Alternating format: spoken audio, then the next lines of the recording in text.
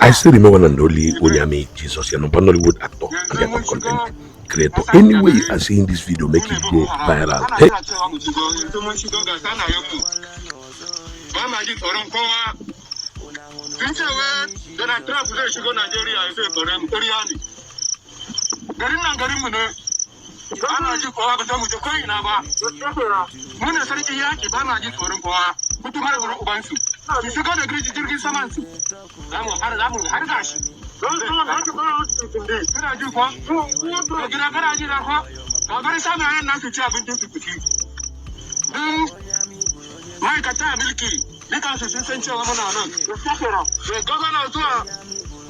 President Tinubu ya san cewa ka tuna cewa ka sa hannu ka tuna fa wannan gadon Najeriya garinmu ne ba za mu je ko ina ba za mu dinga kashe Krista sosai ka san Krista sun ce ba su je magana kowa zai koma da cewa mu shakurfi yanzu inyamurin da suka ba mu taurin kai amma za mu kama su daga yara zuwa manya za mu dinga yanka su kai kada ku ga su samu da kuma ba su mana duk su don wanda shigo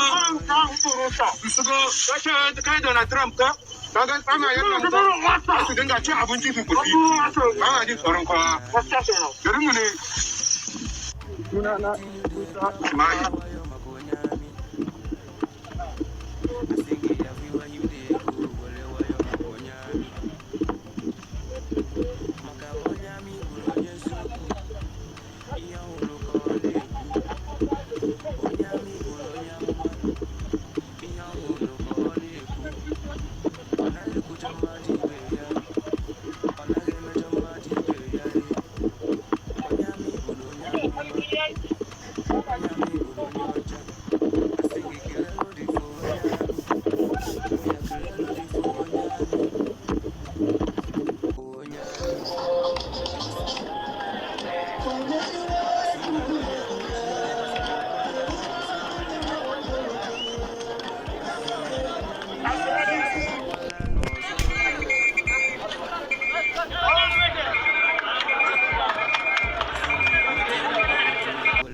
Confront the facts and bring you stories shaping Nigeria's democracy. Tonight we begin with some breaking news where President Bola Tinubu is currently in a crucial security meeting with service chiefs. That meeting is holding inside the presidential villa. And we hear that the Chief of Army Staff, Chief of Defense Staff, the IG of Police and the DG of DSS are currently in attendance at that meeting. And all of that, of course, is a reflection of the security situation in the country. And also we will also tell you a major development in a personal statement signed by President Bola Tinubu on the security situation in the country, released on his verified X handle less than 2 hours ago. The president says, well, let me read that message.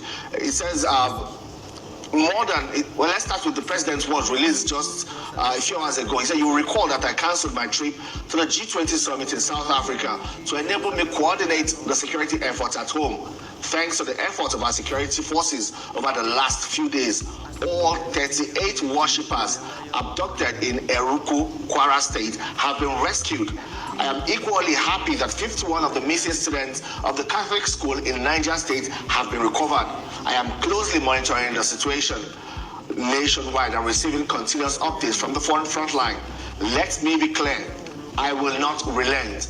Every Nigerian in every state has the right to safety, and under my watch, we will secure this nation and protect our people." Well, that's President Bola Tinubu in a statement he personally signed on his X handle. A strong and unambiguous message from the president, and one that lands at a very critical moment. Well, and just as Nigeria confronts its internal security challenges, the United States has released a formal readout following a high-level meeting in Washington.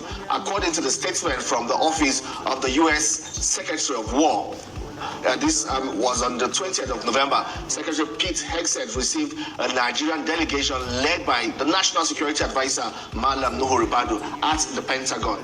Both sides discussed how to make tangible progress in stopping violence against Christians in Nigeria and in the broader fight against West African jihadist groups.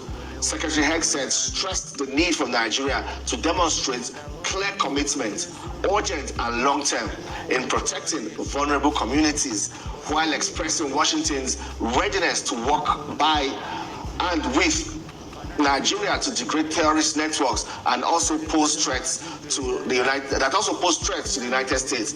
This is a significant diplomatic signal and one that puts Nigeria's internal security narrative on the global stage.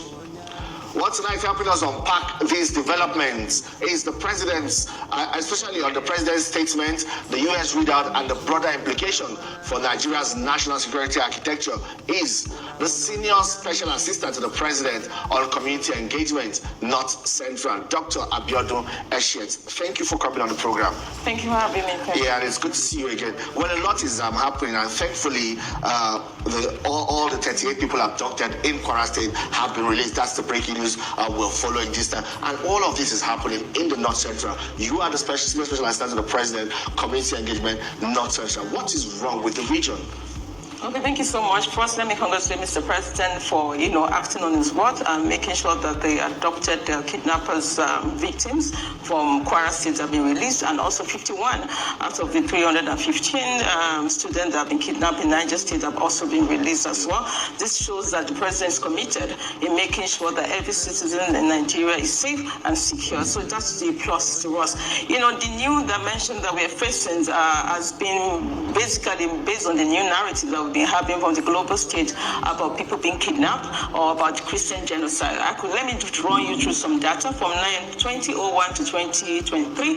About 1,571 people have been kidnapped in Niger State, but you never heard about the religious dimension of it. And lately, you're hearing that Catholic students are being kidnapped. It's because of the negative narrative or perception that we have a Christian genocide, and you now see the bandits and the terrorists leveraging on that. Most of the people in the IDP camps in Niger State are Muslims, and people are not talking about it. But before we go into that, the North Central region now appears to be the epicenter of these recent kidnappings, of even the farmer header clashes we have seen in the past, and all of these attacks on communities. Yeah, it's not as if the North Central has now been the capital of terrorists or bandits. It's because North Central has been channeled as the zone that we have Christian genocide. We have more killings in the Northeast. We have more killings in the Northwest. But because of the attention of the numbers of the killings of Christians, that's why you have more attention in North Central. And because of the new development of terrorist group hanging around Kogi State and Kwara State, who have not been there before, have brought the new development of the kidnappings and all the things you're seeing. So it has never been there before. Not the ungoverned forests in Kogi, Yaba East, Yaba West are now being occupied by bandit action, which we didn't see in the last decade. For Plateau State and Benue State, there have been decades of crisis from 2001 to today. So their own crises have been there from that from that time up to this moment. So it's not as if the crisis is just occurring on North Central is now on the front page. It's because of the new narrative that we have on the global stage, tagging Nigeria as having high level of Christian genocide coming from Benue State and Plateau State. Of course, the people in Benue State are majorly Christians, and the people in Plateau State are majorly Christians. And so that's why when you see the levels of killings that is happening are majorly affected by the Christian community. But that doesn't mean that the Muslim community in those states are not also affected. That doesn't mean they're particularly targeted because of their religion. Yes, they're not targeted. But now we have given other bandits the narrative to now start targeting Christians, just to prove to the global state that no, it's actually Christians that are being targeted, which I think it has exposed our vulnerability. We shouldn't classify killings based on religions alone. We should classify it based on what is happening and who is responsible for it. We can call it a spade, and not classify it in religious dimension. Well, indeed, the government also acknowledges that there is a problem. These killings, these violent attacks are happening. Nobody is denying the fact. But more worrisome is the fact that before a lot of these things happen, there are intelligence reports. Even what happened in Niger State, also Kwara State and some parts of the country, there are intelligence reports, but what happens? What do we do with this intelligence? It seems we get the intelligence report, but stopping it from happening is the problem. Why so? That's why we keep it. Okay, what happened in Yellow West also faced that kind of issue where there was intelligence report about people that are going to attack, and there was attack, and it took even after a week for somebody to be arrested, which I think the president called out.